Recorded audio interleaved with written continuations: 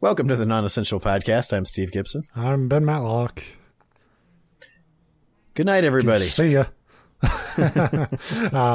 Yeah, welcome to the show. Where you're at, Christmas has already come and gone. For us, it's right around the corner. So we're still eagerly anticipating it instead of depressed that it wasn't as great as we hoped it would be. Yeah, you had a half day, I had the day off. We have energy. So let me bring a topic to just grind that to a halt. No, I'm going beat for beat with you. Last week you brought a serial killer. This week I brought one of my own. Good. Before we jump into that real quick, if you haven't listened to the show, what we do every week is talk about serial killers on and ask them serial killers questions. And creepypasta. Yeah, we should just be the Serial Pasta Podcast because that's kind of our bread and butter. Serial pasta. Or creepy killer, but that's kind of redundant. But they're just random topics, but they tend to be around either pieces of crap, human beings, or when we don't have time to actually do our work, creepypastas. Yeah, we pilfer from the fiction wells of the internet. We take for free and then make fun of the people for what they gave us to use. I mean, so, if you want to hate on me for that, then you have to hate on Mystery Science Theater also. And I don't think any of us have the balls to hate on Mystery Science Theater. No. So, and in fairness, we don't make fun of the writers, or not too much. That's the problem, though. Like, the reason they get away with it is they have the robots. We gotta get Crow on here.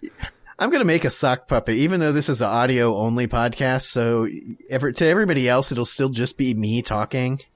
If the feds ever show up for something, I'll be like, it wasn't me, it was Pedro, the sock puppet. I think if we really had like the time and resources to, I would love to do video formats of this show, but they're puppets. Acting but it's just two puppets at mics. Yeah. Like there's no acting. I've thought about that before. Back when we did the Joystick podcast for video games, I thought, well, that might be a option. And then I was like, you have to make puppets, which no thanks, or buy puppets, which extra no thanks. Although, now that I think about it, us making puppets would be the best because they'd be crap. I mean, they'd just be completely terrible it would puppets. Suck, and we would forget to move the mouths like we need to. So it just look like our fucking puppets are nodding off. As we tell the stories, which is pretty apt. On the show we tell each other stories. This week I want to talk about Nancy Hazel, who is also me too. What a coincidence! That's exactly what I wanted to talk about. Who is more commonly known as Nannie Doss, but I wrote all my notes and called her Nancy, and I'm not going back to change it. You know what? She was a murderer.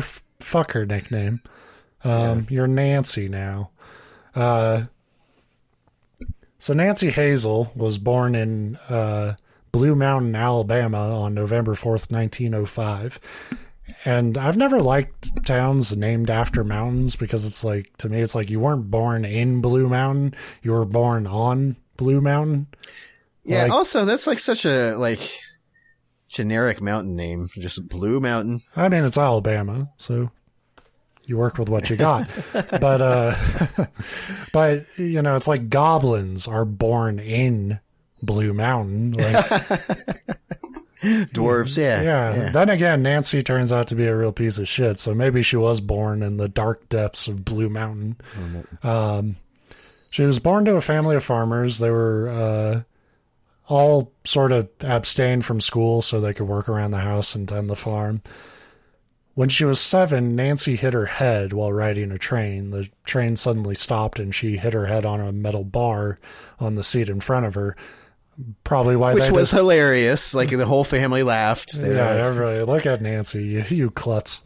But for years after, and she held to it for the rest of her life, Nancy's personality kind of changed around here, and she suffered headaches, blackouts, and pretty severe depression.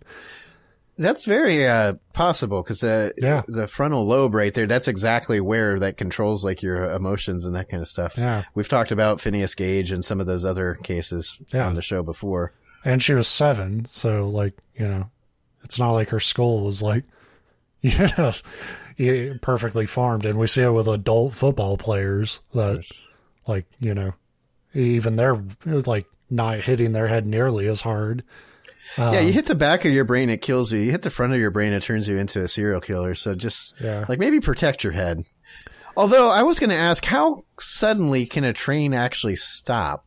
Well, thank you. I mean, fuck, you have a kid. Like, how aware is she of the world around her at all times? And I guess it doesn't have to like come to a complete stop to like throw you forward. It just has to suddenly decelerate. Like a kid could be like just mid conversation saying something to the mom, not understanding. Like you need to be kind of bracing yourself for. As a first time father of she's a 2.5-ish year old now. This is also teaching me if she ever hits her head like that, like make sure she's okay. Make sure she survives, and then give her away because she's obviously going to turn out. Yeah. The non-essential guide to parenting in stores now.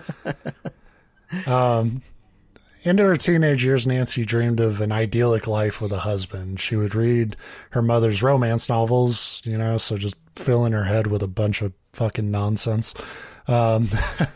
Nancy's. Did you say? Did you say what time period this is when she was born? She was born in 1905. Okay, you might have said that, and I. Yeah. But if we were hung up on Blue Mountain. Well, it just threw me off when you said romance novels because I don't picture it's easy to picture old-timey people as being more stuck up. They were like outwardly stuffy and proper, but I guess that's she liked, it was like romance novels, magazines, like, it was kind of stuff like housewives were stereotypically reading to entertain themselves. And imagine that those romance novels were different than what we consider romance novels today. It was, I don't know. Probably more just about, maybe not. Yeah, I don't know. It could have been the same shit, except like instead of like some like hunk, it was like some kind of out of shape middle-aged dude with his pants pulled up way too tight. Yeah, the armpit pants. Yeah. Whatever got the girls going. You know what I mean? Look how high his pants are. Oh man. Saying, "Come here, doll." So Nancy's father forbade any sort of dating or really any social life for his daughters and guaranteed that they were never wearing makeup and forced them to basically dress like shit because he believed it would prevent them from being molested. Oh, no, it doesn't. No, and also most people who molest their kids probably do the same thing to their kids. So there's a real possibility that, like, it doesn't go into detail how much, but there's definitely some abuse in Nancy's upbringing. Yeah, I mean, even if there wasn't molestation, which it probably was, or at least like physical, like just sort of definitely an emotional abuse. Yeah, being that controlling with your kids in and of itself is abuse. Yeah, but Nancy will blame a lot of her life on her head injury. And we talked about it. I don't want to discredit that. Like, brain trauma is a huge deal and can have a drastic effect on her personality. But it is worth pointing out, like, her environment, like, and her upbringing was probably pretty fucking screwy to begin with, and probably didn't do a lot to shape her into a healthy, functioning member of society. Well, yeah, certainly, because the other, and I'm no expert in brain trauma or psychology, but I brought up Phineas Gage, but there's other examples that I have read, a lot of them, and it doesn't necessarily make people violent. It kind of just gives them less control over their emotions, but the emotions would have had to have been planted in the first place. I mean, yeah. She is still being steered by something. Like, I think there's something to be said about, like, just think about where this story starts and what this girl's dream was to have a normal, loving relationship. Like, that tells me that the environment she's in is not providing a very loving really a loving environment to her. Yeah, although that could also read as, because I know it's still to this day, these girls that are brought up and taught that like the only thing that matters in life is being a housewife and, having a husband that buys you stuff and having 100 kids running around your feet. So it doesn't necessarily mean that they weren't loved, but you're definitely steered to have whatever. Yeah, but no, anyway, I don't know why I keep interrupting you, because I 1,000% agree that she was probably, it's like we said, at the very least, it's clear that she was overly controlled and abused that way. Yeah. So naturally, once Nancy had an opening to get married, it kind of happened right away. But really, it was another thing, a control thing with her father. She was 16 and she had only known Charlie Braggs for about 4 months. They both were working at the same factory together, and the father was like, yeah, you can marry him. That's it. We've solved this marriage thing once and for all. Because I think some people fundamentally misunderstand, like, in a marriage, like, it doesn't matter how, like, badly you want the marriage to work. Like, there's another person there. Right. So you two have to kind of be compatible and, like, a team. And Nancy never really sees marriage that way. So let's see, I lost my spot in these notes. So I know we really need like teleprompter people, because I do that all the time. I'm losing my eyesight. That's the sad truth. I stare at screens literally all my life. So Charlie and Nancy had 4 children from 1921 to 1927, and they weren't exactly nailing the paradise marriage that Nancy had envisioned for herself. They lived with Charlie's mother, who was apparently just as much of an abusive prick as Nancy's father. And she dictated basically how long Nancy could spend time with her husband, how much time she could spend with her actual mother, and basically everything about Nancy's day. Nancy turned to smoking and drinking heavily, and in this unhappy marriage, Nancy and Charlie both began having affairs, and it was just a fucking mess. Just everything a marriage can do wrong for two people, completely wrong for each other. It's interesting to me that the mother-in-law would control like how long she could see her husband, but not care if she's like drinking and smoking and seeing another. Yeah, I mean, I'm sure it's shit that, she got good at hiding it over the period of 6 years.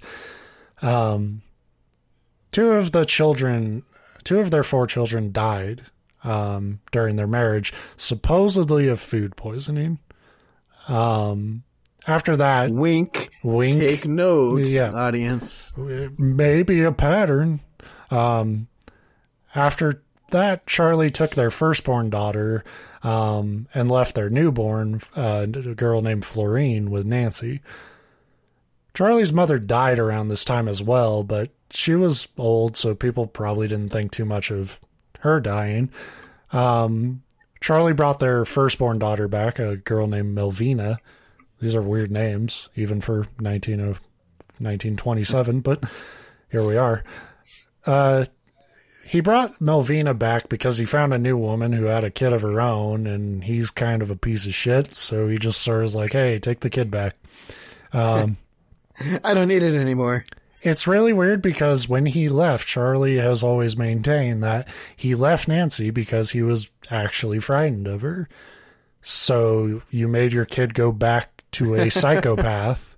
Yeah. Sick, Dad. After he wouldn't eat his vegetables, man. Yeah, it's like, fuck you. I don't care if she kills you. You wasted those green beans. You know how much green beans cost in 1920-ish? After a disaster relationship like that, you might want to take time to really look at yourself, find out who you are again, who you want to be, really prioritize what matters in your life. Or you could get married a year later like Nancy did. Your call. Yeah. Frank Harrelson was an abusive alcoholic who Nancy met through a Lonely Hearts column, which Nancy, being a romance fan, was a big fan of. Frank would write romantic letters. Nancy would send racy letters and photos. That's got to be interesting back then, like taking racy photos in between 1920 and 30. Take a look at that, a kneecap. Wow. Well, but you'd have to pose for the photo for like 15 minutes. Like it wasn't quite that bad at that point, but this was after the Civil War, so it wasn't an all day thing to take a picture, but definitely a while. This marriage with Frank Harrelson lasted 16 years, and kind of like before, it was a pretty fucking miserable one. More tragic than a bad marriage between two garbage people comes with what happened to Nancy and Charlie's daughter, Melvina, who Charlie brought back to her. Melvina, at this point, had two children from 1943 and 1945. The second baby died soon after birth, and Melvina was fucked up on ether from the labor, but she swore she saw Nancy stick a hairpin into the baby's head. Melvina's husband and sister confirmed that Nancy did have a pin in her hand, and Nancy was the one who reported the baby's death, but the doctors can confirm this for whatever reason. I would think that it would be pretty... I don't know. You'd think you could look at it and see if you see any kind of puncture mark. I mean, it depends. Like, how big was the pin? Yeah, that's true. Melvina's relationship with the father soon fell apart after the death of their baby, and she started dating a soldier around this time who Nancy didn't care for, and this caused some fights between Melvina and her mom. And at some point during a really bad one, Melvina left to go visit her father, and she left her first son, Robert, behind for Nancy to watch. Robert died from... go ahead. I think you killed my baby. I think I watched you stab my baby in the brain. Now take it out. Now babysit Robert. Yeah. Robert died from what was officially dubbed asphyxia from unknown causes.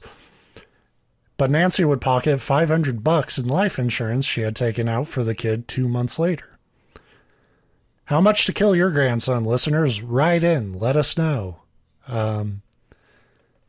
Well, it's not just the $500 you pocket, but it's the money you save on birthday presents and Christmas presents. Yeah, she was playing the long game. Right. In 1945, Frank Harrelson partied with the rest of America at the announcement of Japan's surrender to officially end World War II. But he sucked at partying, and he was a piece of shit, so he got really drunk and raped Nancy. The next day, Nancy found Frank's corn whiskey jar on the ground as she was tending her garden, because I guess he just left it wherever the fuck. And she tipped it with rat poison. I like to think he was trying to grow more corn whiskey.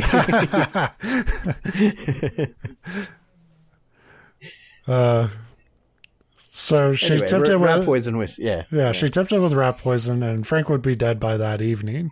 Except others say it would take like a week to be carried out, which makes more sense to me because there was the money angle. Again, people assumed food poisoning when Frank died, and Nancy collected enough life insurance to buy a big plot of land and a house near Jacksonville. People must have been like, man, that woman's a bad cook. Yeah. You think that would be enough to ward people off, but that wasn't Nancy's dream to just have a nice house and shit for herself. She needed the happy marriage, or all this was bullshit and for naught. So she wrote an ad looking for another abusive alcoholic to make the perfect husband. Fucking yeah. Yeah. Arlie Lanning from North Carolina met Nancy through another Lonely Hearts column, and they got married in 3 days. Because these are very, very lonely hearts right into these places. Arlie was an alcoholic, womanizing piece of shit, so you can at least say Nancy had a type. Well, you tend to attract like what you put out there too. So yeah, and that's something worth noting with this one. Nancy was kind of the one who fucked off and did whatever she wanted in this marriage.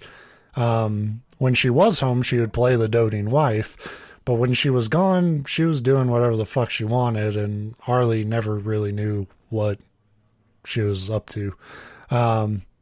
Which is probably the healthiest relationship you can hope for with this woman, is that, like, she goes off and has affairs and leaves you alone. Because at this point, husbands are dropping like fucking hotcakes. That's true. Arlie died to what doctors attributed to an alcohol-related heart attack. Because I guess, like, they just didn't know what the fuck poison was by 1952. Well, I mean, yeah. It hadn't been invented as a thing yet. Yeah, there's certainly no assassinations carried out. You never hear about poison in, like, Shakespeare plays or the Bible or anything like that. But nobody, so think of all these people dying around her, and nobody has checked her on her shit at this point. And we are 3 husbands in. Luckily for our hero, of course, the first husband got away, but kids died around him. Like I said, though, like last week we had that conversation where, like, a lot of this just has to do with people, like, being willfully ignorant. Although what helped serial killers back then too is just how common it was to drop dead of, like, everything. Yeah, totally. And that's saying, like, these were unhealthy guys to begin with, so, people didn't probably think that much about them. Like, of course he had a heart attack. He drank. Frankly, they're like the male target of, we talked about how sex workers get targeted because the system doesn't care about them. Like, I imagine if these guys were abusive and alcoholics, they probably weren't, like, Let's just say the police probably were aware of them. There was probably other... It would not surprise me, particularly with Frank, because we have, confirmation that he raped her. Like, it would not surprise me if, like, even cops were just like, yeah, he probably had it coming. Let's go. Right. Even if they didn't flat out, because, again, most of the time they're not so bad that if they really thought poison, that they'd just be like, but we don't care that she poisoned him. But what they probably thought was, we're not going to bother looking into it because he deserved to die. Right. Anyway, like... like, you're not going to push it too hard if it's a piece of shit. It's the same thing of, like, some fucking cartel dude is found dead or whatever in Mexico. It's like, who killed him? Could have been fucking anyone, and he deserved it. Like, that's how, certain things are looked at in law enforcement.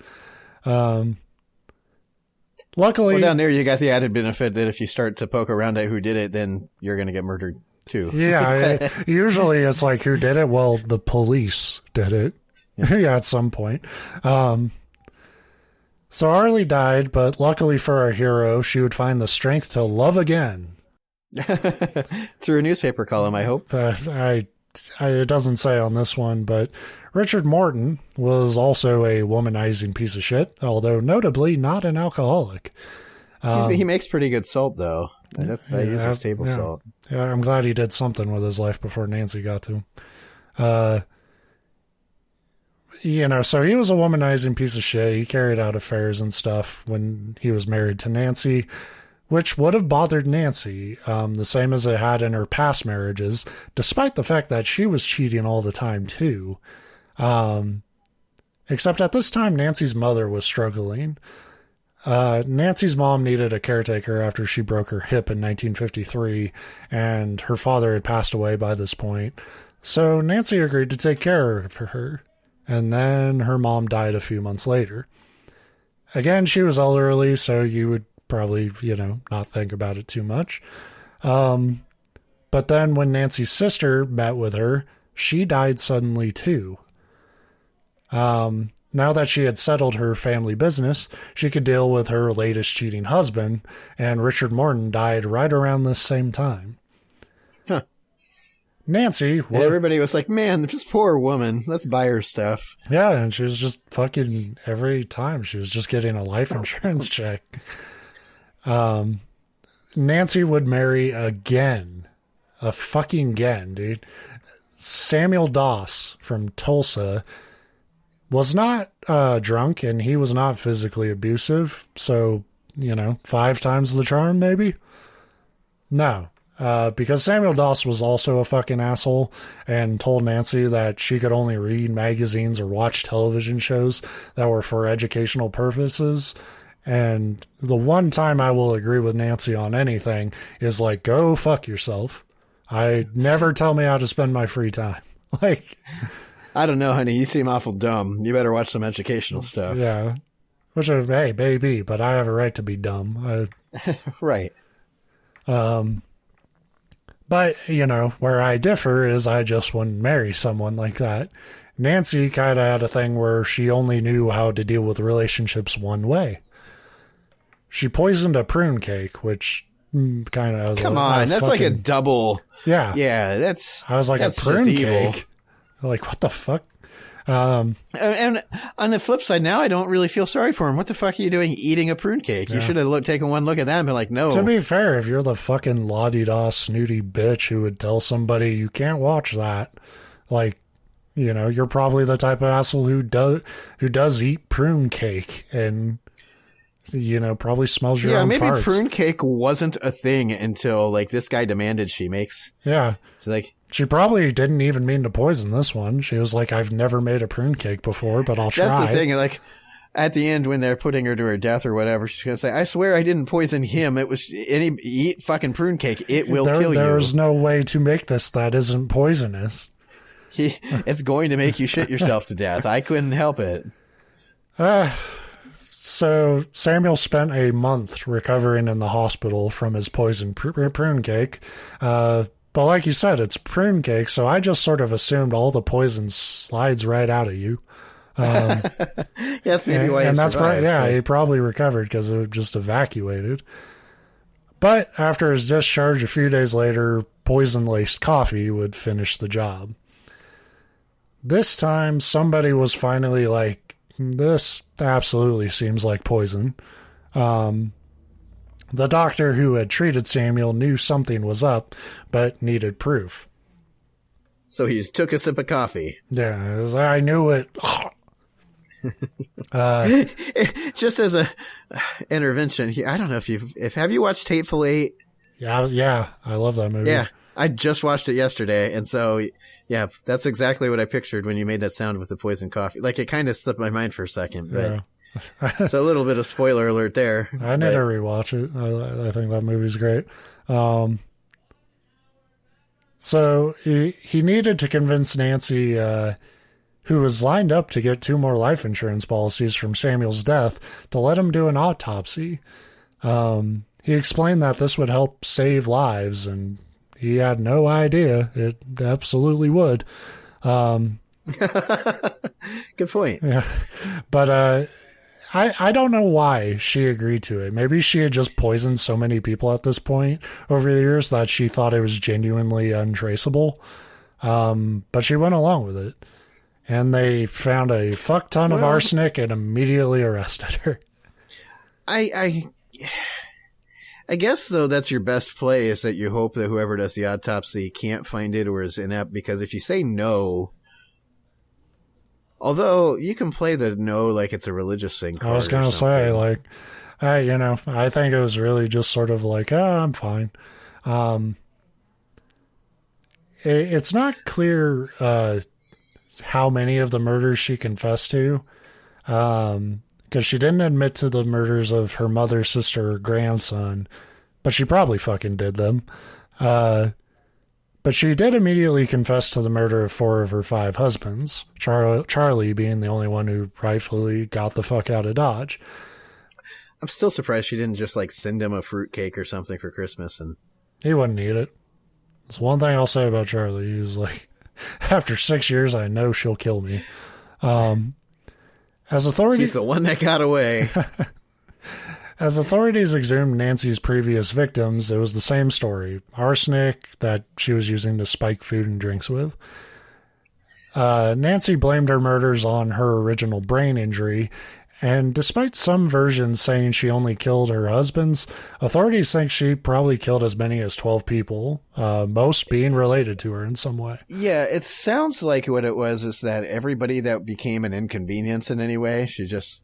took out. Off. Yeah. Yeah, like her mom, it didn't seem like she really had any great reason to kill her mom other than it would be inconvenient to have to, like, be the house nurse for your invalid, elderly mother. And so she was probably like, yeah, all right, I could get some life insurance money. Here you go. This was hard. Bye, Mom. And then the sister, that's a head scratcher, unless she just didn't like her sister. Or it was just maybe the sister was like, hey, Mom shouldn't have died when she did. What the fuck? Yeah. And then it's like, oh, you are a problem. You're probably right. Let's have some tea and think about it. Yeah. Let's just sit in silence and drink tea. Journalists gave her the nickname Giggling Granny because she would laugh as she was telling the story of how she killed her husbands. Yeah, but if you wanted people to think that you were like insane or couldn't have, that's exactly what I would do too. I don't think she was trying to I do think that I kind of downplayed it at the beginning just to highlight the environment, but there was something fucked with her brain, for sure. Because one eerie side to the story is there was the financial motivator of insurance money. And we've done a lot of those stories where people are serial killers kind of professionally for profit. But this was more of a, the way she talked about it was more of if I can get paid too while getting rid of this fucking guy. I was going to say, you could kind of tell that because the first few didn't seem like insurance was part of it. And then she realized this is an additional, perk. Yeah. For her, she explained that the romance novels and magazines still had this hold on her psyche. And she was quoted as saying, I was searching for the perfect mate, the real romance in life. And once a husband clearly wasn't that fantasy for her or just became too much work, like you said, she would kill them off and move on, immediately. So we had a psychopath obsessed with, already a fantastical, unreachable, idealized idea of love, who really at her core probably wasn't capable of actually loving anyone.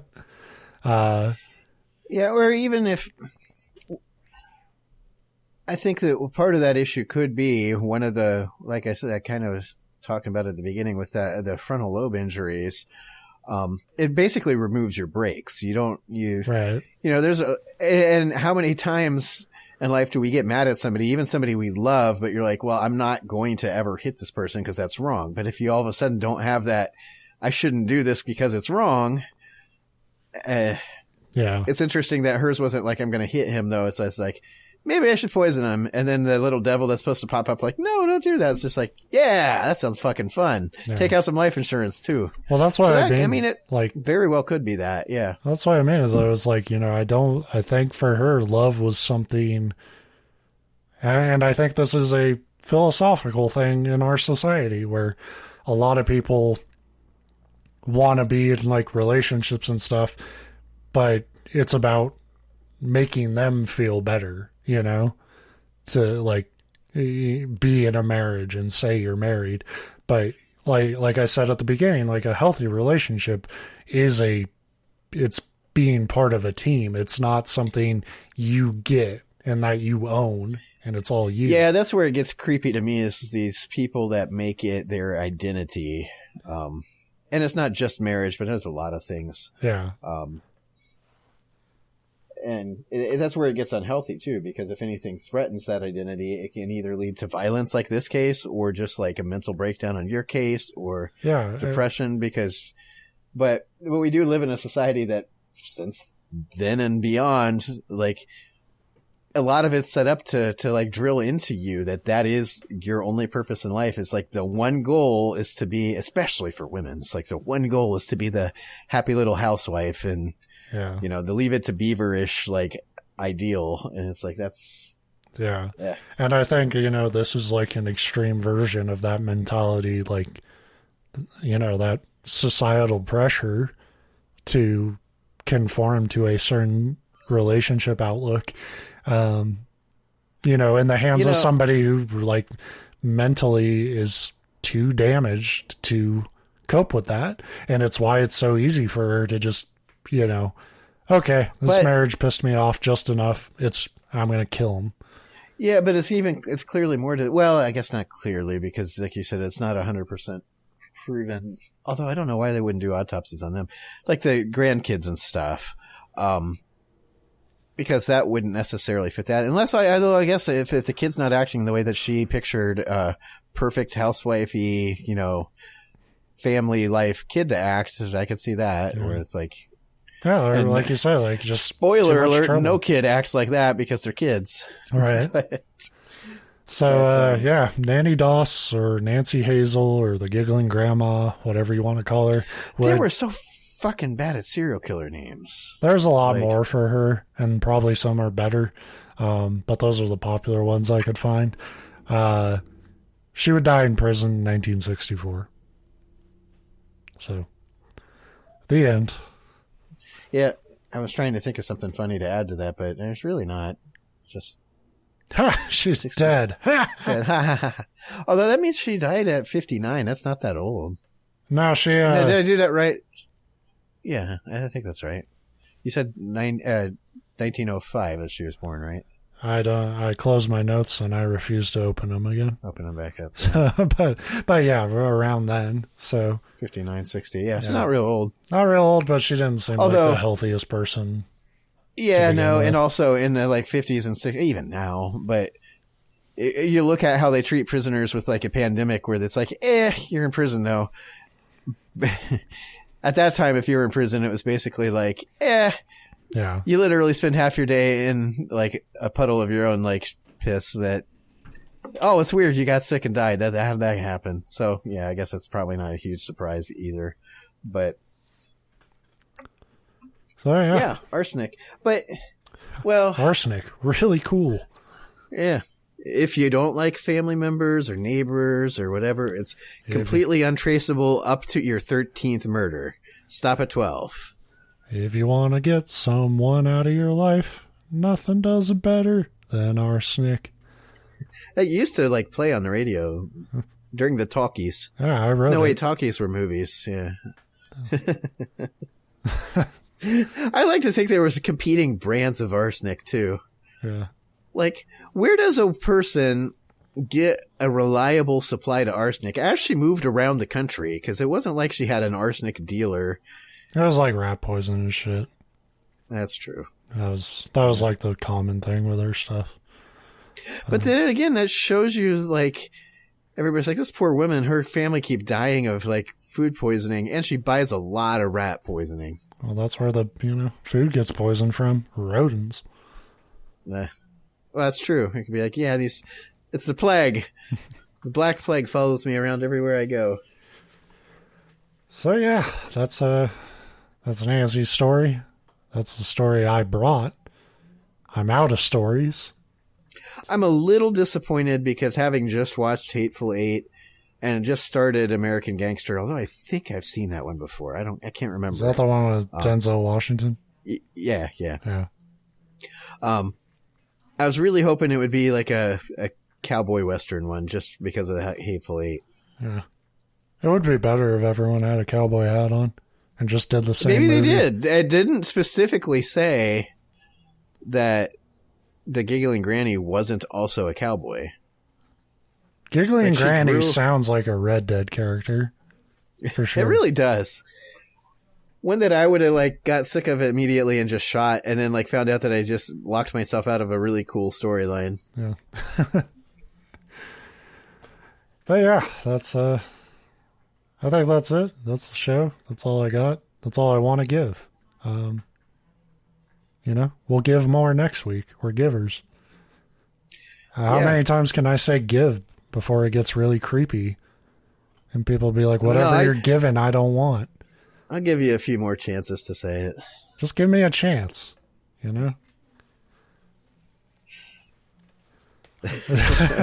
Now I'm just thinking about how much fun I was having watching the one Eagles game I've gotten to watch this year, and remembering that they have Fletcher Cox on their team. There you go. Next week we'll bring Fletcher Cox on, just talk about his name. That I'm sure is not completely over. I mean, Nick Foles won the Super Bowl, and now everybody in Philadelphia calls him Big Dick Nick. Well, yeah. Which, if you know anything about Nick Foles, he's the most, like, mild-mannered, like, quiet Christian dude in the world. And, like, having Philly fans be like, hey, big dick. Yeah. It's... That was his childhood dream, honestly, Ben. It wasn't to win the Super Bowl. It was to earn the nickname Big Dick Nick. But that should be in the Hall of Fame with his stuff. His name was Richard Foles? Nope. It's Big Dick. Oh man, I need an Eagles jersey that just says Big Dick on it. Man. Big Dick and Cox. Yeah, that's a combination that you just can't beat. In 2017, you couldn't beat it. Hell yeah, dude. All right. Thanks for listening, guys. We'll be back. Hope you, this is coming out Tuesday, so yeah, you'll have a New Year's. Have a good New Year. I like it you didn't say good New Year's initially. You're just like, have a New Year's. Have a New Year. Yeah. Well, with last 2 years, everybody's like, have a good New Year, and they've been terrible, so I'm not even going to like... Bet. I'm not going to have a new year. Just have it. Yeah, I'm just leaving this year here for you, and if you want it, take it. If not, throw it in the trash. Yeah, I don't blame you. Yeah, we won't have our feelings hurt. Yeah. I just shit this year out for you. Here you go.